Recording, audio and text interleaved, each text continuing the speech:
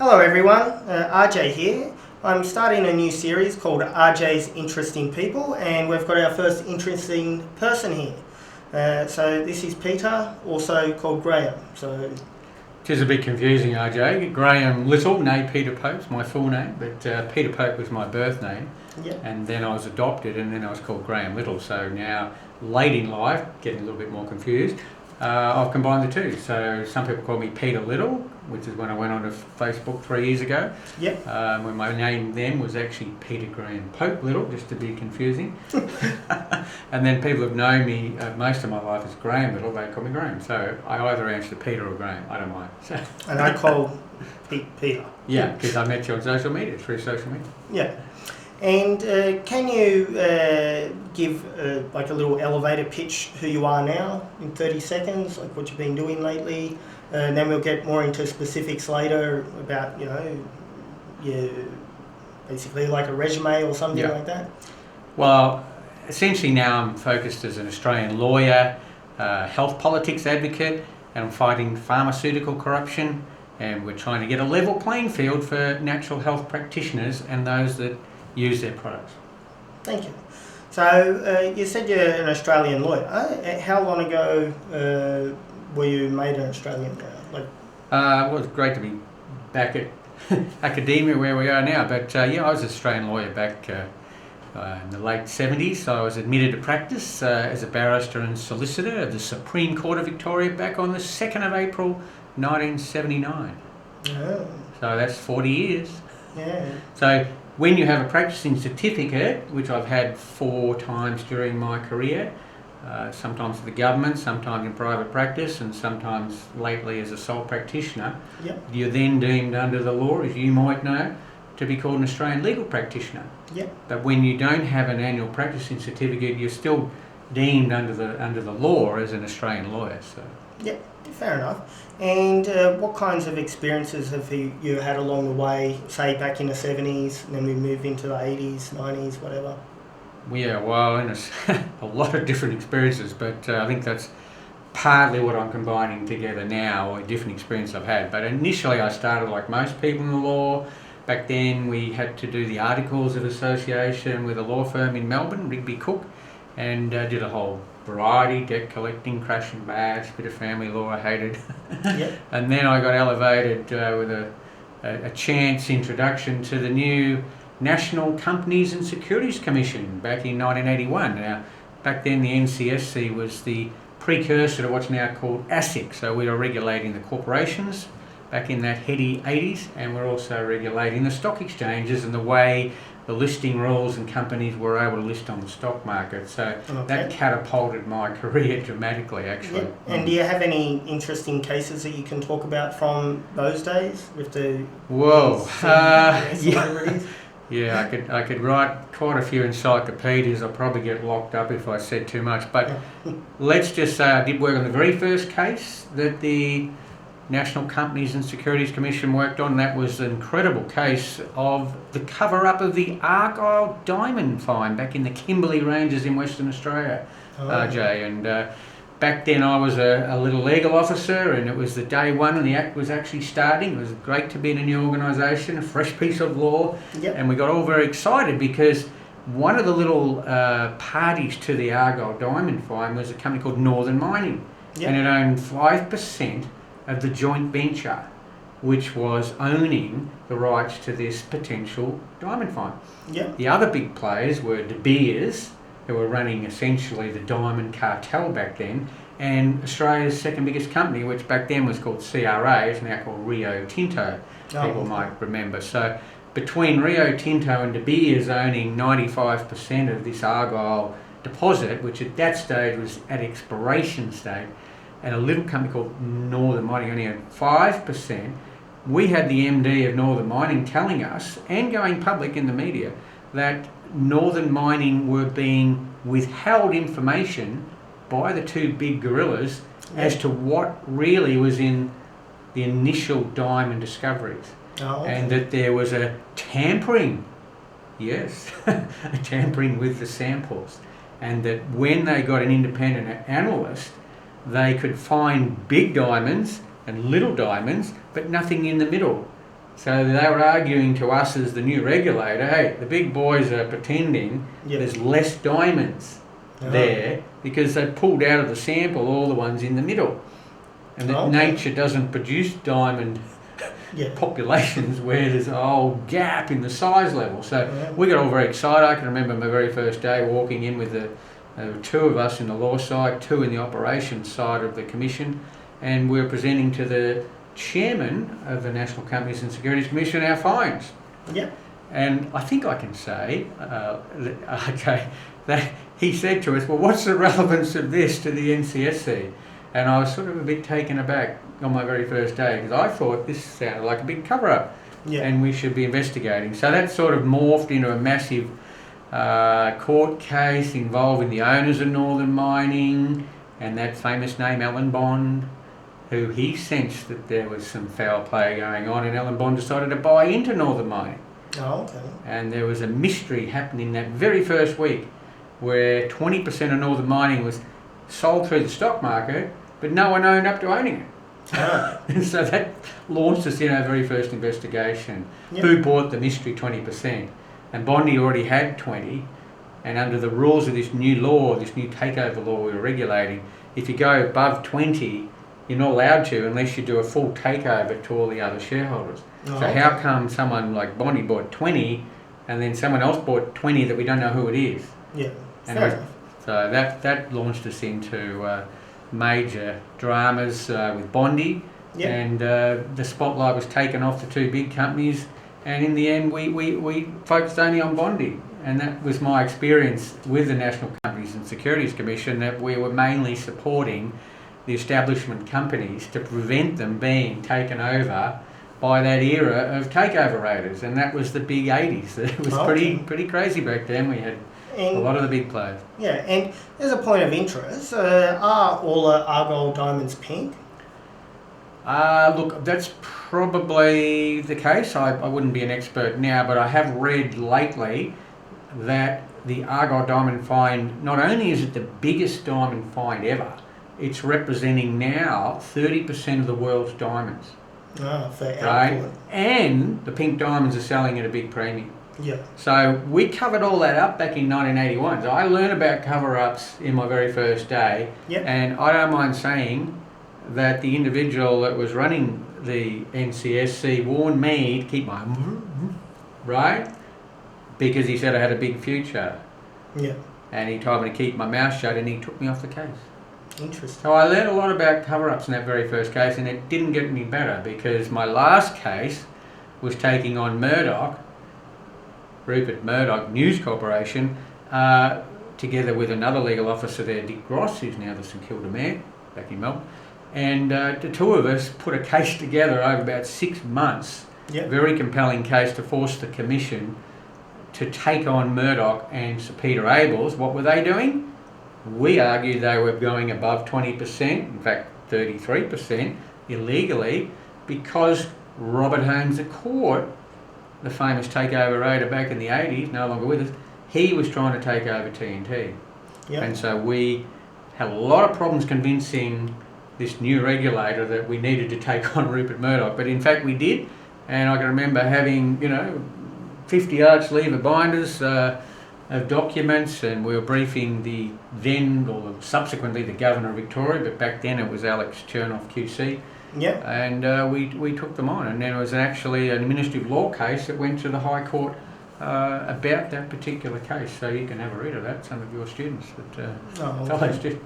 And just another side thing, someone once told me they saw on a documentary that it was to do with the diamond mine in Australia, and I assume it must have been Argyle diamonds, but that apparently they used to use fluorescent lights or something, or UV lights to check for diamonds, and if they fluoresced, then they were deemed not diamonds. So then apparently there's supposed to be all these diamonds that we used for, making gravel for roads or something like that.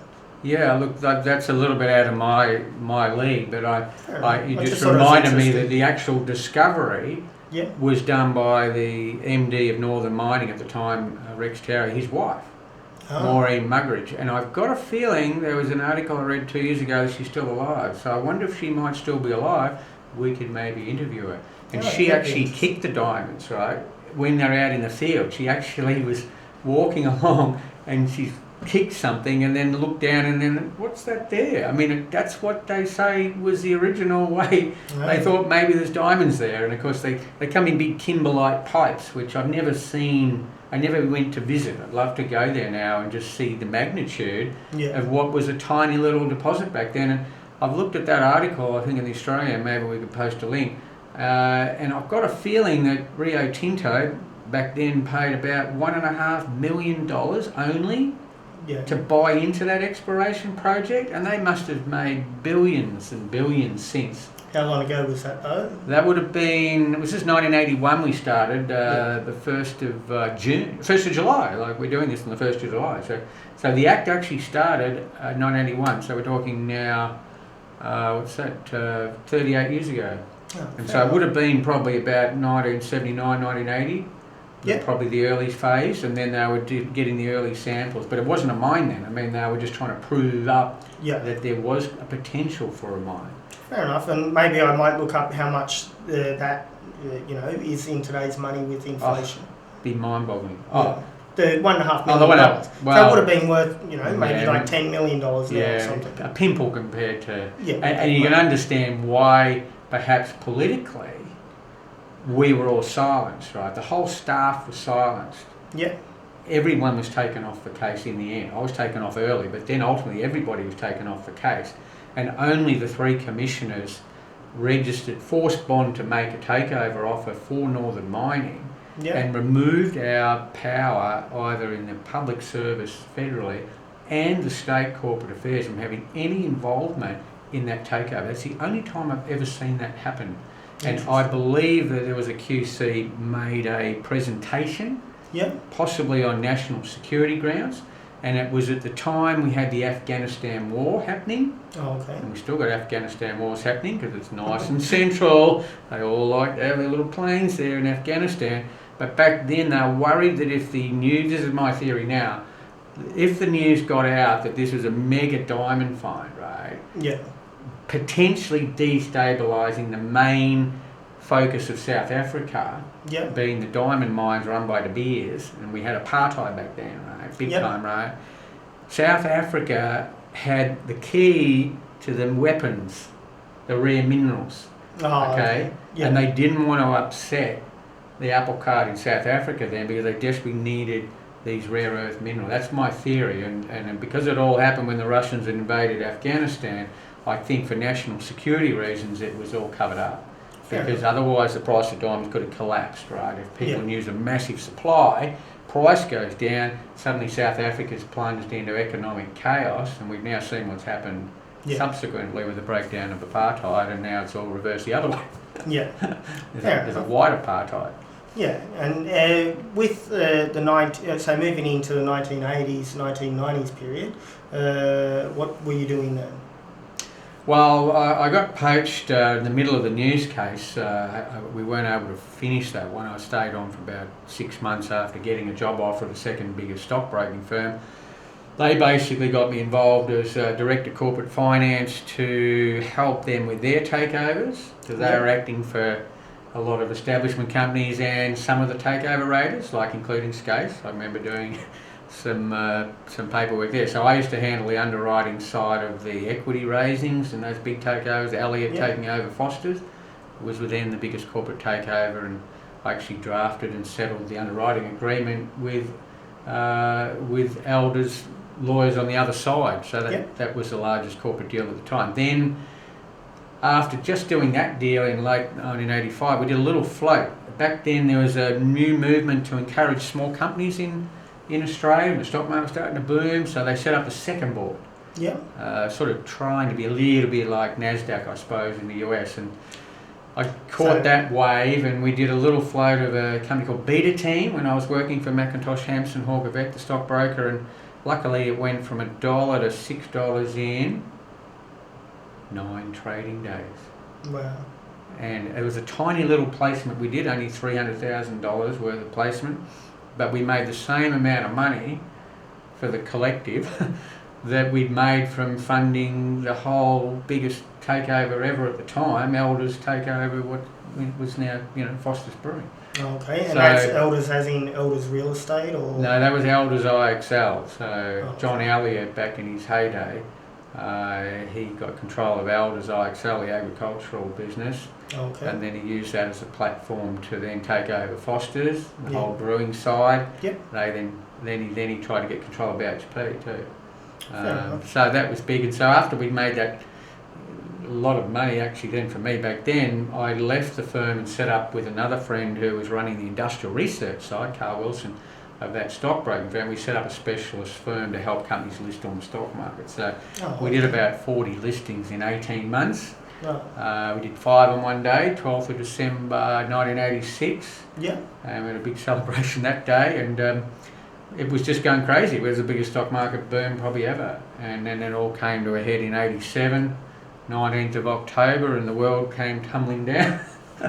Wake up one morning, the stock market down 50%, the little companies went down, you couldn't sell them, I mean there was no market. Yeah. And so basically from that point on, that business listing company disappeared. Yep. But I learnt one powerful thing, Arjay. What's that? When you've got, in a monetary sense, nothing, you've got to search for what you really have. And we realised we had a very big network of people that Yep. we'd been coordinating and working with. And so we then flipped it. Instead of advising other people how to raise money and get listed on the stock market, we decided we'd be the fund manager. Yeah. We believe in the small companies growing and becoming bigger companies. You give us the money and we'll invest it. We're not scared. Oh, And the okay. prices were that low, like it was a joke. Yeah. And I can remember we put money, finally we got someone to back us 2 years later. It took a while. Yep. Did about 200 presentations all around the world. Some of the biggest names in Australia and overseas, and everyone said, great idea, what's your experience, managing other people's money? And well, we've done all this and this and this and this. Well, yeah, but what have you done managing it? Well, we want to start. Yeah. And this is our precise strategy, and we have analysed 1,000 companies that are listed, and this is the best 100, Yeah. and we want your money, we'll invest it, manage it in the best 100 or the best 50, whatever you want to do. And then finally Rodney Adler said yes. Oh, okay. So Rodney was the one that kick-started us, gave us 20 million in 1990, Yeah. and we're off and running. And at the peak, probably 5 years later, we had something like 350 million under management. Yep. And at that time, we had 4 publicly listed companies that I was the managing director of: Greenship Investments, Greenship Opportunities, Greenship Development Capital, Greenship Resources. So we had a broad spread of investments across small companies. That also included, RJ, private companies that wanted to list on the stock market. So we were doing a mix of small listed stocks and the entrepreneurial companies in each sector of the Australian situation. We got it lucky with 2 big investments in the US. Yep. Right, so we backed an Australian company twice, 2 different Australian companies that had an interest in these 2 exciting US companies. One was at the forefront of electronic messaging. Yep. At the time the internet started, and no one in Australia knew what the internet was Yep. back in 94. So what company was that? That was Enterprise Solutions. Okay.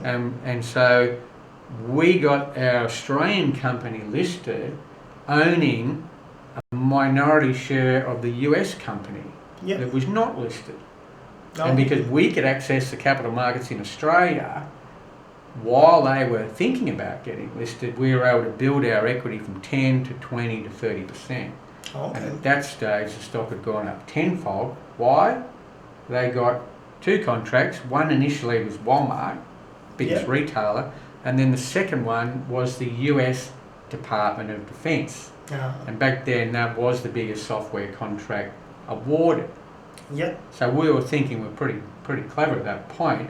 Our other company that had hit pay dirt in the US was at the forefront of wireless technology, when no one knew what wireless was. We're talking 94, Yeah. 95. And both those companies were in the Silicon Valley. And unfortunately, the second one, we couldn't give it enough money. They were just chewing up money, and we had to let one go because we Yeah. physically couldn't raise the money in Australia to keep these 2 companies going. And then that led to our fund management company being taken over by a pretty famous name. Who's that? Rothschild. Which one? The Rothschild investment management arm of the Rothschild empire. So Did they go broke recently? Rothschild's investments or something? I don't think so. Oh, I thought it was something different. Yeah, so I didn't know about the Global whole financial Rothschild connection to the Fair enough. whole financial system back then. How come Australia didn't develop Wi-Fi since we invented it with the CSIRO? Sorry, I'm losing my voice. The problem with Australian inventions, and I mean, we backed probably 200 or 300 entrepreneurs over that probably 10-year period, in one form or another, from say 85 through to, well, it's probably longer really, probably 99. Yeah. We have got a fundamental problem that until we solve the space and time issue, which some people say we've solved, they're not telling us that technology yet, but Australia's at a huge disadvantage of commercialising technology because we're so far away from the Northern Hemisphere. So I argue it's a physics problem. I can show you government inquiry after government inquiry after government inquiry, right going back 50s, 60s, 40s, 30s, 1920s. Yeah. How do we solve this problem? Physically, if you want to talk to someone in New York or LA or whatever, I mean, your time zones are different. Oh, yeah. Then you got to jump on planes and you waste a day. Then you're tired. Then your wife doesn't like what's going on, or your girlfriend, or your whatever, or you don't see the kids, or it's physically demanding to try and be a world-class player out of Australia. Some people do it successfully, but so many companies lose money when they've been successful in Australia trying to take it overseas. So that's possibly why that wireless one ran into problems with CSIRO. But also you do get major companies globally that will stop these small companies from achieving their mission. So there's a massive character assassination, like we all know so well on the internet. Yeah. Any of us poke our head up, the character assassination's massive. It's like whack-a-mole. Same thing happens in the capitalist system, that a small company with an invention gets sabotaged by the big companies that have got control of the media. And they've got control of the stockbroking community and the investment management community. So there's all sorts of obstacles to small companies achieving what otherwise they would. So we were very big, and the key reason we invested in that enterprise solutions, because it did have Walmart as a customer. So we used to say to the Australian entrepreneurs, you've got to blue chip eyes what you're doing. If you don't go into joint ventures, if you don't have blue chip directors on your board, or advisors, or major accounting firms that can leverage you into those markets and introduce you at the right level, you're going to struggle. Right? And the ones that listened went like this, and the ones that didn't, we don't know anything about. And one other question with your stockbroking stuff. What was the benefit of having the 4 different companies? Is it just for specialisation? So, you know, you got the technology one and a resource one or whatever, or instead of having, the one company? It's always, back then, there was a dearth of capital, right? Our mission was to create a long-term pool of patient equity capital for medium and small-sized companies. Because it had dried up to nothing. So one of our companies, the first one, was Green Chip Opportunities. That got a license, the only company that I'm aware of, to invest under what was the 1980s venture capital scheme. That was the management and investment company scheme, which allowed investors to get a 100% tax deduction. Right? And most people thought it had to be private companies. But we worked out, looking at the legislation like a good lawyer would, hang on a minute, it also would allow you to invest in listed small companies the way the definition worked. And so we satisfied the Management and Investment Company Licensing Board that we could set up a company and invest in both private and public companies. And that was a good way of us getting that initial money from investors who, at that point, we didn't have a track record. Then we created a second new scheme, which we were the architects of, the Pooled Development Fund Program. So we created a government program which was accepted, introduced, and we were the first to start with 2 investment companies, one on the industrial side, one on the mining side. Yep. And that was tough to get them up and running, and a lot of dramas, but we did. And since then, there's been 128 investment companies under the pooled development fund scheme, and I believe they've raised over $5 billion in equity capital. So we were the catalyst in the 90s. Yep. Now it's just accepted that the big industry funds and the big super funds have a little bit of allocation into small companies, venture capital, infrastructure. Back then, it was just blue chips, property, international, and nothing for little companies. So it was opportunistic in a way, and the pool development fund, there was tax-free capital gains for the investor. Yep. So the MIC was 100% tax deduction up front, and then the pool development fund was tax-free to the investor, capital gain, plus a reduction in the income tax rate. So we were working the system, if you like, trying to work in with the government objectives and trying to be a catalyst to get the money to flow, which is what everybody wanted. So that's why. Only one of our companies did not have any government licence, and that was Greenship Investments, which was our flagship. Yep. And remember, the biggest investment we started with was Amalgamated Holdings. Yep. And at the time of the crash in '87, no one knew what it was worth. It went down to something like 50 cents. Well, it ended up going up tenfold. But when you got into its balance sheet, it owned all the Hoyt cinemas and it owned whole blocks of land, and the whole company had been run by the entrepreneur, right, not to make a profit. He was trying to build assets, and so it was hard to analyse. Yep. And that's why my business partner at the time, a brilliant industrial analyst, he dissected it and worked out what the real value was. And so these were the gems that were available back then, because everyone had turned their eye, and we're not allowed to talk about vaccines at this point, are we?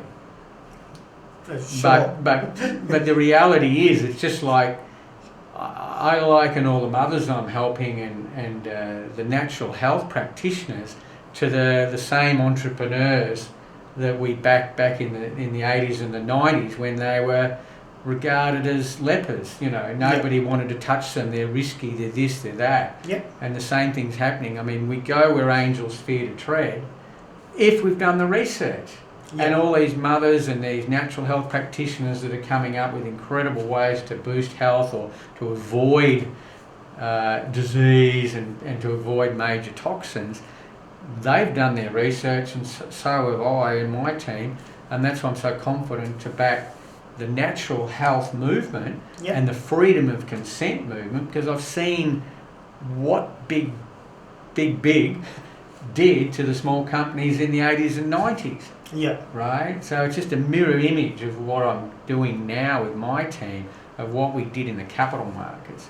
And what I'm hoping we can come up with is a way of marrying the two, so we can somehow monetize this incredible research base of mothers and fathers and all these natural health practitioners, so that their voice is recognised and converted somehow monetarily, so they've got some ability to solve the health problems of their children, which are not getting subsidised in the system now, and forced into doing massive drug cocktails. So that's the connection I see in my career.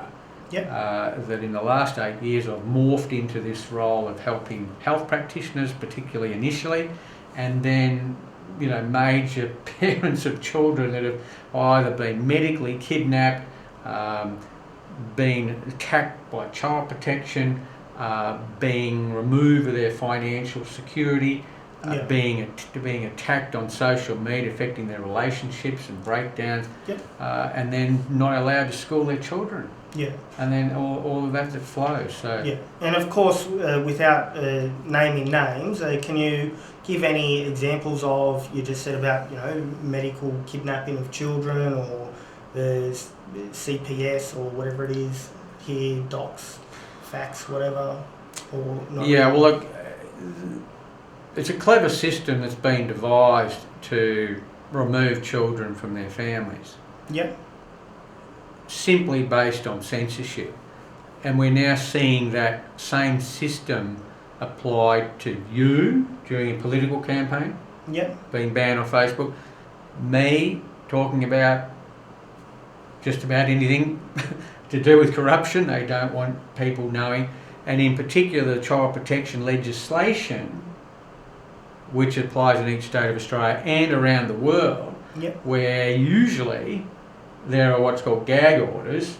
So if you mention the name of a particular child caught up in this human drama beyond your wildest, worst nightmare, you are at the mercy of the system and totally prevented from speaking out and naming that particular child.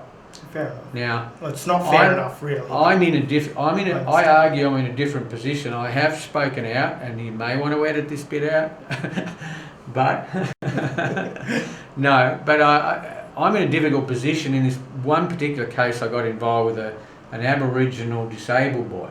Yeah. I won't mention his name. Thank you. Right. But everybody that's followed this case knows who I'm talking about. He's been on mainstream TV. He'd been alleged to have been kidnapped by his family out of a hospital, and then ultimately he was stolen by police in a heavily public way live on Facebook. So there's potentially 10 million people on social media know about this disabled boy who was stolen in New South Wales. Now, there's a 2-year gag order. Some of the people are right currently before the courts to be jailed for speaking about this case. There's 2 individuals that are currently being very actively pursued. And I represented the family initially in Queensland before they went to New South Wales, where it was successful each time, about 10 different attempts by the main children's hospital to get medically control of this boy after the family woke up to other ways to prevent him seizuring 100 times a day, potentially dying on every breath. And so after 4 years of nightmare, which included 5 months in the hospital from birth, and progressively getting worse, can't walk, can't talk, fed through the stomach, a combination of weaning him off the ineffective, huge side effect pharmaceutical drugs, putting him on natural food, putting him on, dare say, medical cannabis prior to the legalisation, he was progressively waking up and smiling and moving. And everybody saw it on social media, which meant the governments had to medically kidnap him and destroy the ability of the family to speak out and anyone else about it. And it was a political job. It got nothing to do with the law. Everything was fabricated. I then was character assassinated brutally for 5 months when the boy was stolen in New South Wales. I tried to get my practicing certificate in Victoria to enable me to then help them in the New South Wales case. After not needing one in Queensland, I could act as an advocate up there. The magistrate was quite happy and gave us some, terrific judgments there. And then ultimately we did a 20-day hearing before the President Judge of the New South Wales Children's Court. And let me just say that was a very, very upsetting experience, as I think the rules of natural justice we couldn't have even spelt the word. Let's just leave it at that. And there'll be a lot more to say about it. And as I say, I'm in a different position to everybody else in this case because I was an Australian legal practitioner acting for the father in the New South Wales case. Having been the advocate for the family and the child in Queensland. But in New South Wales, only acting for the father. The mother was self-represented, and then the legal service for the Aboriginal community was representing the child, right? But I have, as you would know, Arjay, a paramount duty to the court for the proper administration of justice. And you would probably research it better than me, that's designed to ensure for citizens that the administration of justice is fair, essentially.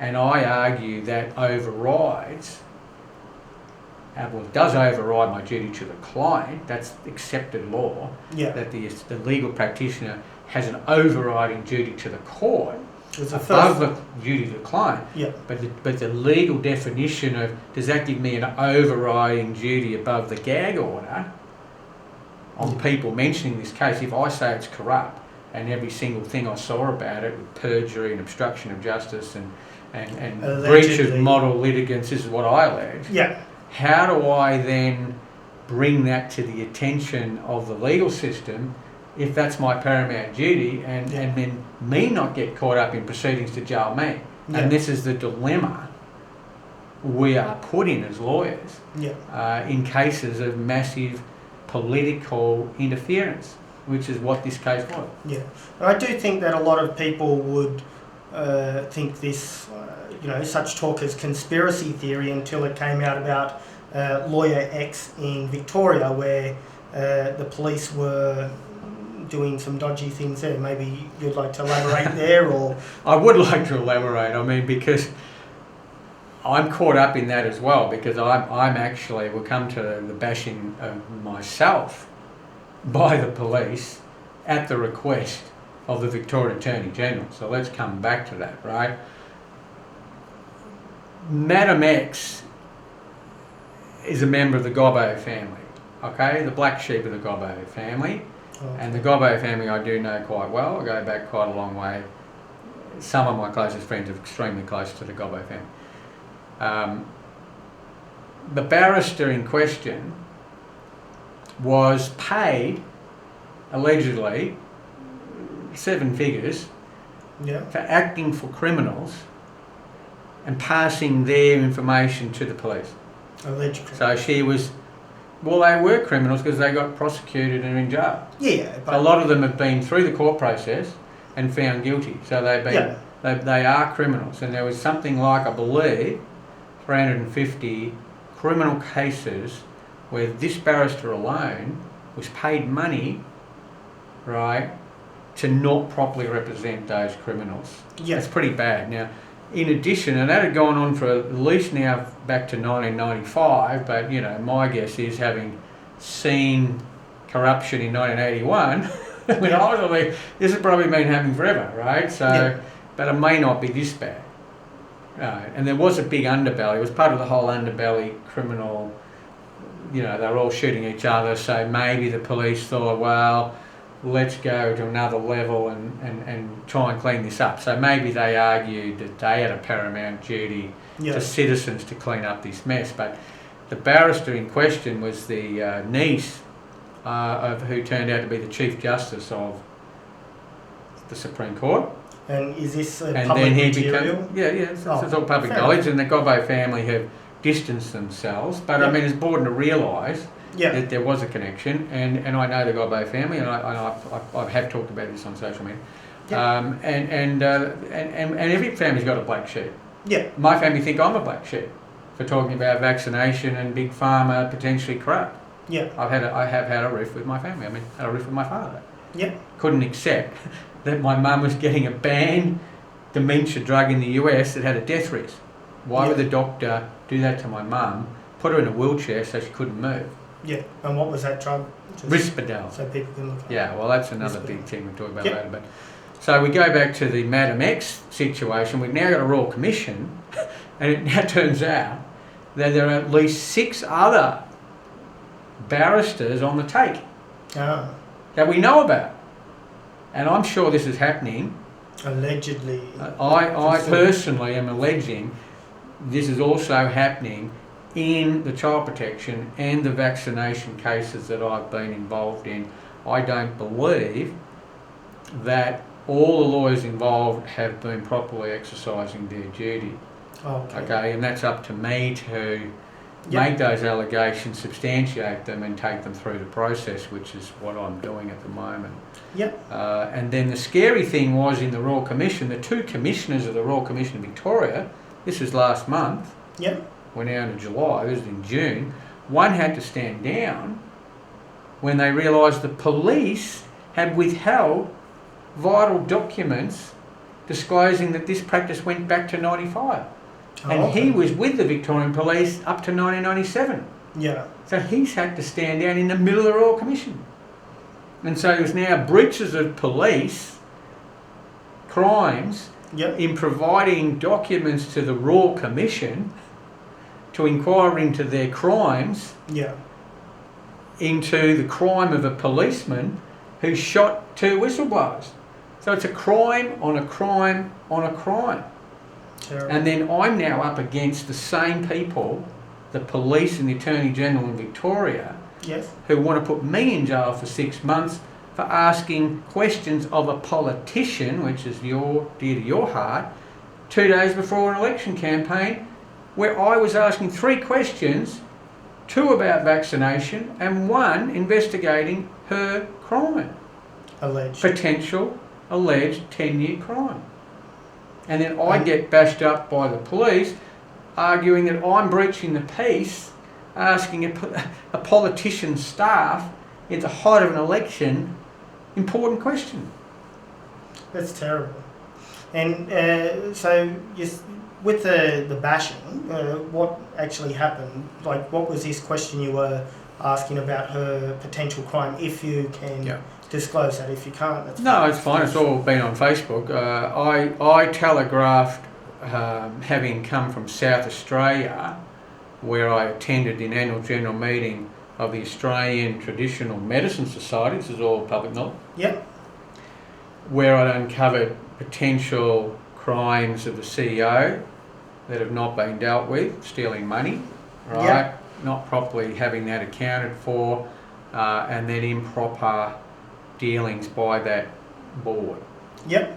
I get on a plane, I arrive from South Australia, I go live at lunchtime saying that I'm going to go to Minister Hennessy's office, who then was the Health Minister. Now she's the Attorney General in Victoria. This is the 22nd of November 2018, which guess what day that is? 55 years to the very day Kennedy Senior, John F. Kennedy, was assassinated. Yeah. So I've walked in 55 years to the day, and I told Facebook Live that I was going to her Point Cook electoral office, the Minister for Health, and I go back about 8 years of battles with the Minister for Health, who's been trying to get rid of any natural health practitioner in various areas and challenging any doctor giving exemptions for vaccinations. And we've got a long history of me challenging the government's policy. And with those challenges, with that Minister for Health, is it the same Minister for Health, the state one, or is it the federal one? This was the state Labor Minister 2 days before the state election, where Labor was still probably likely to win. So I went in there. She knew I was coming. I wasn't hiding it. I was in my suit. Looked pretty good. I've got my Gold Coast top on here, and it's been sunny this morning, not like a Melbourne winter. But I've walked in with my briefcase. I've walked in telling everybody what I'm doing. I've gone live on Facebook with her staff who came out of the office. I never got into her office. So I'm in the foyer of an administration office of a building that was filled up with serviced office tenants, including a little office for the Minister for Health, right? So I'm in the foyer, right? I was polite. I'm on Facebook Live. Everybody can look at it, and should provide a link. And I asked the staff member, not naming him and not putting his face in the camera, 3 questions, right? Not too like Pelosi. Famous faux pas recently, the head of Congress in the US. So the first question was, tell me your minister's vaccination status. Because this is the one minister in the world that's gone mega on all vaccines are safe and effective. She's known globally. For what she stated. And obviously if she's like that, then she should be fully vaccinated for everything. Well, she should say. Has she got a conflict of interest? I mean, does she really believe what we're supposed to believe and be discriminated against? Second question, what's your family's immunisation? Third question, what did you do to me 3 years ago when I was about to have a 2,000 person audience in the Melbourne Town Hall for a summit against corruption to create a federal government anti-corruption commission? What did you do 3 weeks before that vital time period when I needed people to put the dollars up to come. Yeah.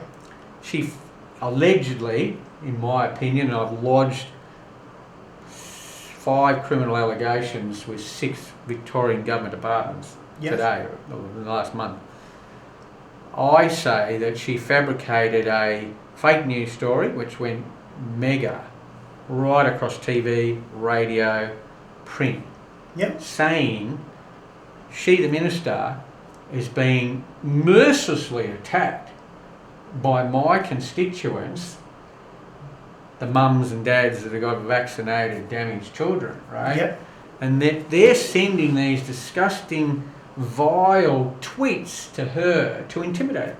Oh, okay. Which is what you and I get on social media if we talk about anything. We're just constantly trolled by just the most gutter language, and I've let them just come out of the woodwork because I want to know how many there are. But the third question, so back then it was a blitz on this, and we had a team of people, can't name who they were, dissected and found the bulk of these alleged tweets, not in Twitter. Couldn't find one in Twitter. So most of them were in private Facebook groups, not sent to the minister. So we argue that the Murdoch press, which were behind a video she did, a 6-minute video, and I know that for a fact because I went and had a 1-hour meeting with Grant MacArthur, the head health writer of the Herald Sun that did the beat-up. He told me in person, and he won't deny it, that it was his team put this 6-minute video together which had all these tweets showing up there. Well, where did he find the tweets to do that? Well, we can't find them, right? And so that just stopped everything in its tracks. 2 days later, back then in 2016, after this beat, I had a very strange set of circumstances that led to my computer disappearing and my credit cards. Very, very strange circumstances. Let's not go there. And then I ultimately had to cancel the event because I just didn't have the numbers. I already paid $6,000 deposit, which I lost. And she wins that little battle, right? But I wanted to go to her office to get those tweets. And the third question was, show us your tweets. I've been saying it for 3 years. And since then, I put a FOI in, and they're ignoring that as well. Okay?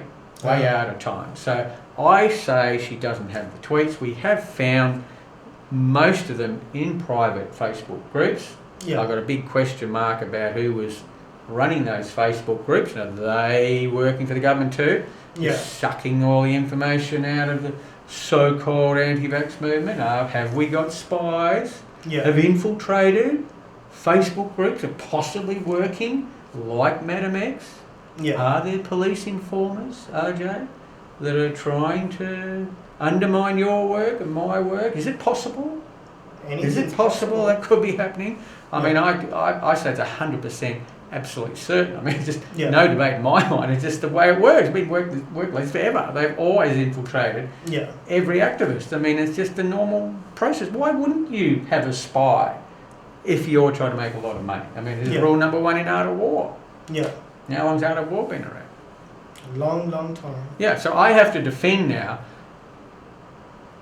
I sat down after I asked those questions. I followed what the staff member said. Anyone can look at the Facebook Live. He told me, well, write down and put it under the door, which I did. He left. It was 5 o'clock. I thought the office was closed. I was physically and utterly exhausted. I've been busting my gut for a whole week on the corruption of the Australian Traditional Medicine Society, letting down natural practitioners. Using a CEO that, there's no debate that he stole the money. That's public knowledge. But it's public knowledge the same individual, Trevor Le Breton, was on the government's committee which ruled against the 17 natural therapies, and he was supposed to be representing them as the CEO. Has he been convicted of anything? No, they won't investigate. And I've lodged complaints with ASIC. Well, I'm not alleging. I know I've lodged a complaint with ASIC, and they got rid of it. They said they can't find it. For the sake of my video, everything's allegations. This is nothing to do with Arjay. I mean, it's just a fact. They have lost my complaint, ASIC. The New South Wales Police refused to investigate it. And he was then representing the whole natural therapy movement, one of 12 committee, on a vital government policy committee. And he'd stolen money 3 years before. It's public knowledge, right? And he got away with it. So, I was exhausted. I sit down on a chair. 20 minutes later, there's the police. Yep. And they say, you're breaching the peace. Well, I'm just sitting on a seat. I've got the CCTV footage, which I've showed on Facebook Live briefly. Yep. And I've got a bigger version. I'll show when I've got it properly compiled. I don't even move. I mean, I'm just sitting on a seat and I argue. Yeah. Well, tell me why I breached the peace. Can't I come in the middle of an election and ask some questions? And I got no sensible answer. So I then start packing up. And then I did one halfway through packing up. I spotted on the wall all the list of tenants. So I thought, well, I better just, police lie and can be corrupt, allegedly. I better just film that so people know I wasn't even in her office. Oh, yeah. I mean, it's a serviced office, so I do that. Next thing, I come straight back, I sit on the chair to continue packing up, and then bang, they've got me on the ground, they're bashing the hell out of me, and I've never had more pain. They twisted my elbow. I just assumed it was going to come out of the socket. Yeah. But because I've done so much track cycling as a master's track cycler, it didn't come out of the socket because I've been so, doing this sport for 5 years. Yeah. But, how many people attacked you? Two policemen. And then I didn't know anybody was walking through the foyer because the lift was right there. And you see this on the CCTV. I didn't know anyone had walked through, but when I looked at the CCTV footage, because I was so engrossed, with the policeman, there were 20 people that walked through that were in the office. So they'd know I wasn't breaching the peace. Yeah. And so then I follow up 3 months later. Yep. And within 4 hours of making the phone call to her office, tell us the answer to the 3 questions. Yeah. She never responded to the questions. Within 4 hours of ringing up at 11 a.m. on the 11th of January, 2019, the police guy that bashed me up, the main one, he rang me and said, I'm charging you with hindering police for that event back on the 22nd of November. So 4 hours of actually following up these questions, I get charged with hindering police, which was Summary Offences Act. I've never looked at it before really, but Section 51, subsection 1. Okay. And there's about 6 possible naughty things you can do. They only said I did the hindering one, so that was the least of the... But as a 6-month maximum jail sentence, well, who's to say they won't jail me? I mean, if it's not a proper system, I've seen what they did to that disabled boy. Yeah. I've seen what they do to a lot of Aboriginal people out in the back. Yeah. Why wouldn't I go to jail for nothing? I mean, that's the point. Yeah. They're trying to shut me up. Well, it's not going to work. Even if I do go to jail because it's a corrupt system. Yeah. Okay. And do you have anything else you want to add just while we wrap this up? Well, I think it's pretty sad, the censorship issue. Yeah. We know why we're being censored. I mean, Trump's being censored. There's only one narrative allowed, that's the Democrat, New World Order agenda, which is supported by the 4 main parties in Australia. There's no debate about that. Liberal Party, Labor Party, National Party, and the Greens are all committed. They haven't got a choice. They have to deliver the New World Order, which essentially is one world government and lack of sovereignty for the people, and more freedoms being removed. So any of us that are wanting to expose corruption and all this type of thing, well, we're the worst people in the world. We're going to be locked up like Julian Assange. I mean, they've done it to David Noakes in the UK, who's brilliant, been wanting to be a politician in the European Parliament, and also with, the GC math, that he was helping people with cancer victims, with a group of doctors and scientists. He's just spent 5 months in jail for that, and his wife's been extradited to France, and no doubt she'll be put in jail in France for what one of their representatives said in France. So God knows what's going to happen to her. So they're just shutting down anybody that's speaking out anywhere in the world. We've got the Tommy Robinson situation, but Roger Stone had 49 different police knocking on his front door at 5 a.m, like he's fighting massive court battles. Alex Jones, the same thing. All the main people have been attacked like this, put into the court, trying to suck your money dry, representing yourself, or paying lawyers. I haven't got any money to pay a lawyer. I'm getting good advice from various people, but, they've demonetised me. character assassinated me. I can't raise any money on social media or anywhere. It's just a game. They're just hoping we shut up. So I think the key step is that don't put your head in the sand now. Okay, you put your head in the sand so far. Now's the time to come out and we work together and be brave. I mean, don't break the law, whatever the law is. I mean, there's two laws, one for the good guys and one for the bad. But, you know, we know what I mean. I mean, we all know what we really know about the law. Like, I think most people know, you know, you're on the right side of the natural justice spectrum or not, right? Yeah. And if more of us will speak out and we do it as a group, we can fight back against the censorship. If we all get picked off one by one, they'll win, and they will get adult mandatory vaccination, which is the agenda. I mean, it's been the agenda since 2007. And mandatory adult vaccination will transform humanity irreparably, because it will change the DNA, it will change the psychological ability of human beings to function, in my opinion, after studying this intensely for 3 years.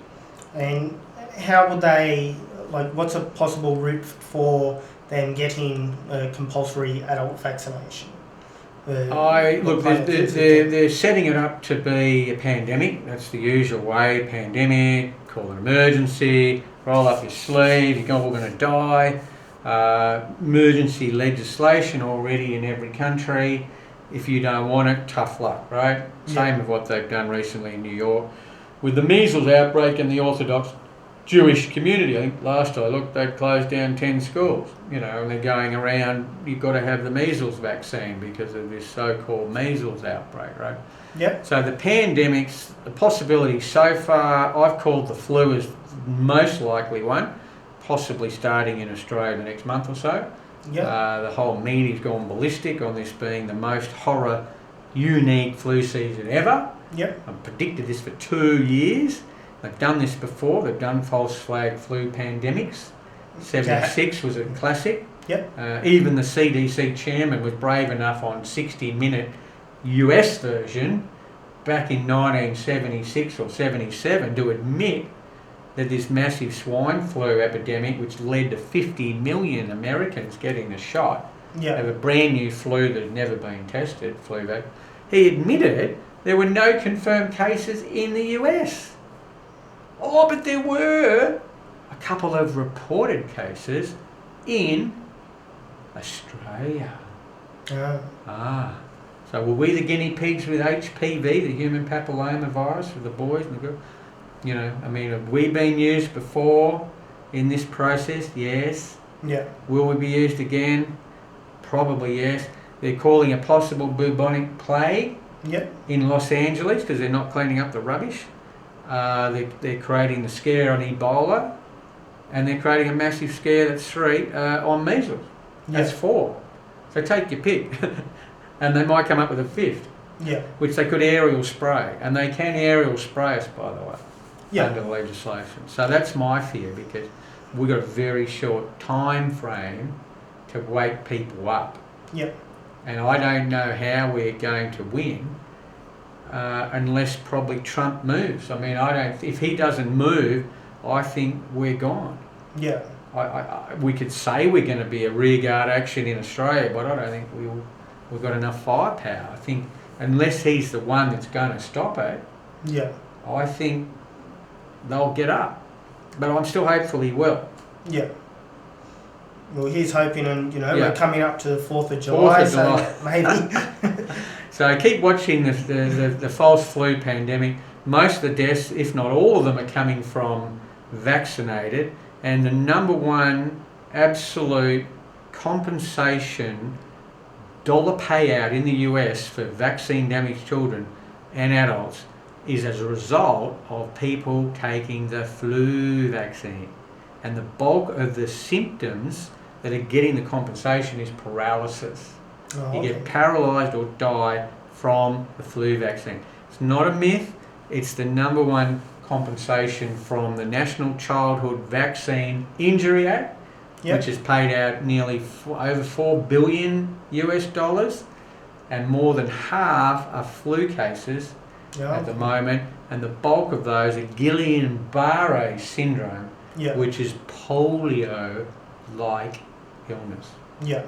And the polio was a total destruction of our health back in my day, because it too was riddled with viruses from monkeys that cause cancer.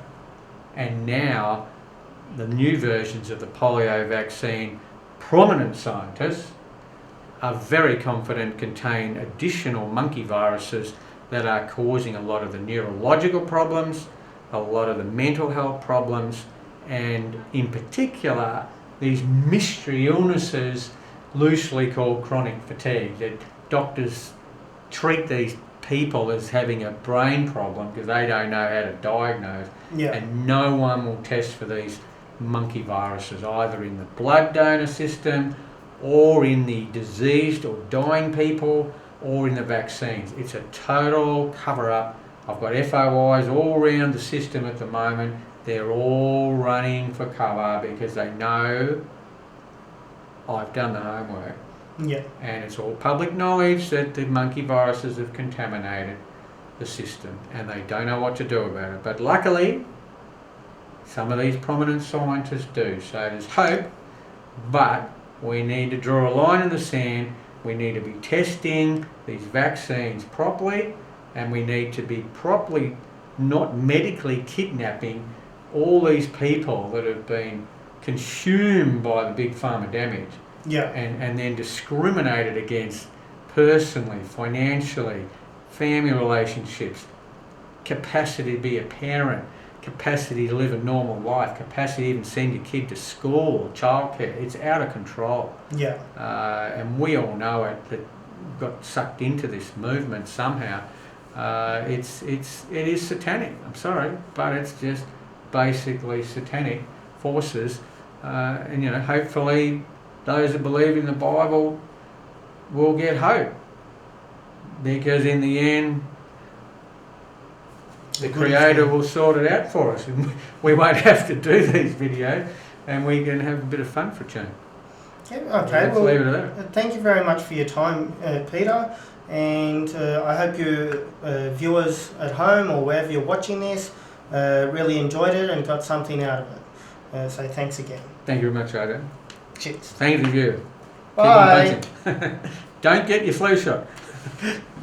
Bye.